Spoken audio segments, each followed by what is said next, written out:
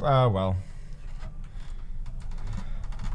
Okay, I'm playing Efe Metehan Yavuz from Turkey. And we are getting a fairly quiet opening. I'm guessing E4 or C4 at this point. Sicilian Invitation. That is a name I haven't seen. D6.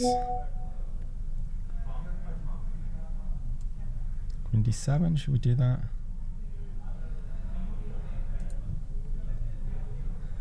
Let's do that. Why not? Played this a few times in the past, usually with reasonable success.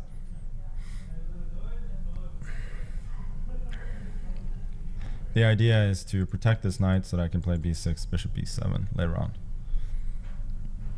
People have started to do this with opposite colors as well, like going for an early e3. Not e3. d3, queen d2. So normally when they go for e3, you just take the knight. I can hear a lot of yelling from the next streaming room, like, open your eyes! I don't know if you guys can hear that.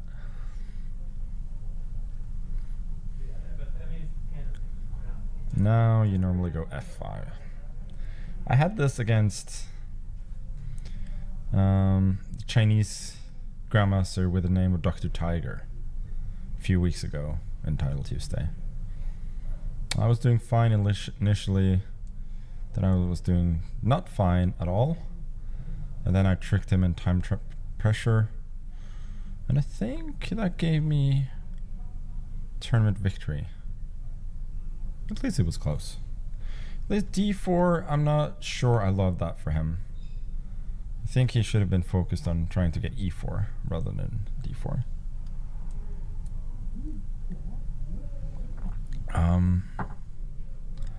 There's knight e4, but you know what? I feel like sacking the exchange. Knight e5, I'm just going to take it. c4 is hanging, and I like my compensation.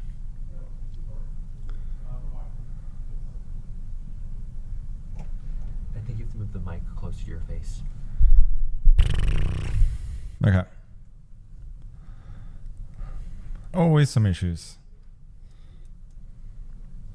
Why always me?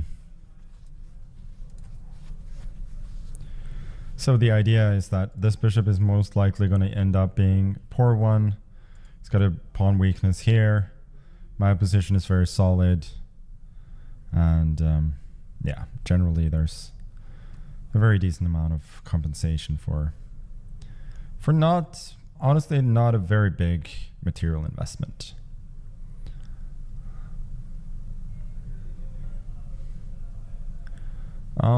Since he keeps allowing it, I'm considering to go knight to e4, then bishop e4, f e4. This bishop really is quite miserable.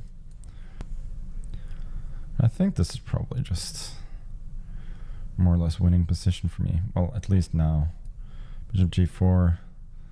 If the rook moves, this bishop is attacked, so he's even going to be material down.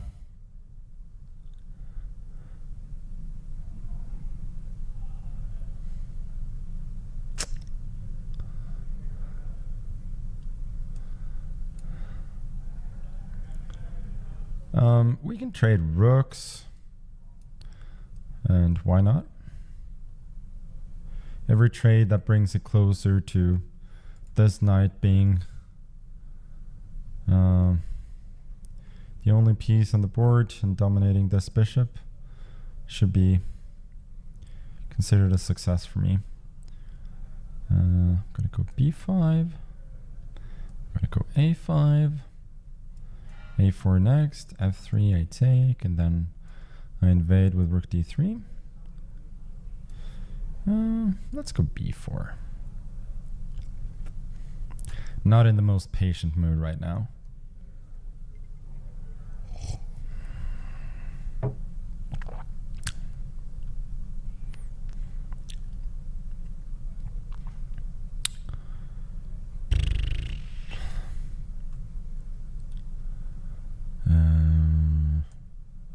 take it. And as we were talking about earlier, the move rook to d3 looks very good.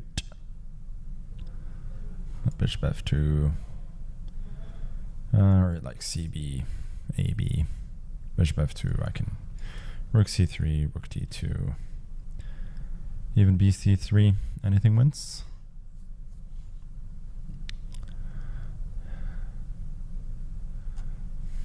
I don't know what his idea is, but I guess I'll grab a pawn. And e5. Otherwise there was rook c4, which doesn't really work because I can take his bishop, but it might as well be uber precise. Now rook e2.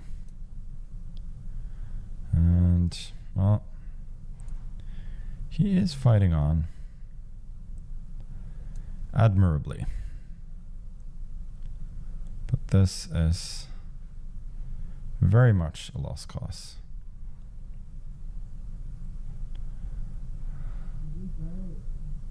But at the very least, he's getting like a modicum of counterplay on the king's side. You know what? I'm gonna have a little bit of fun with him. It's not the most obvious way to win, since I think I'm allowing him to get a new queen here, but it is more than enough.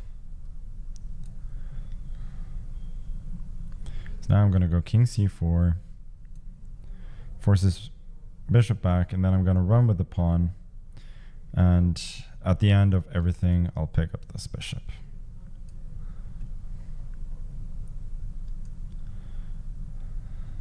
Oh! No, the bishop is protected by the queen from h8. Well, that was a bit silly.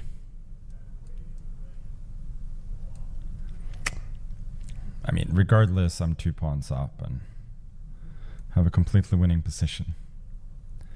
But that was really just trying to be a little bit more clever than needed.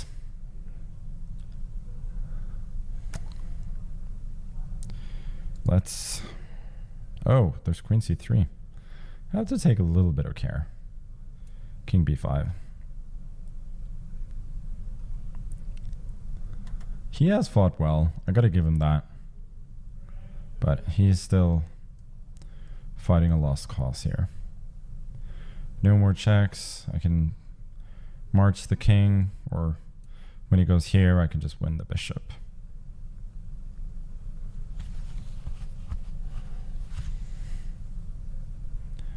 Well, no resignation, huh?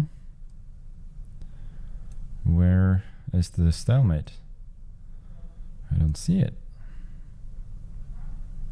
There's the stalemate. Okay, that makes sense.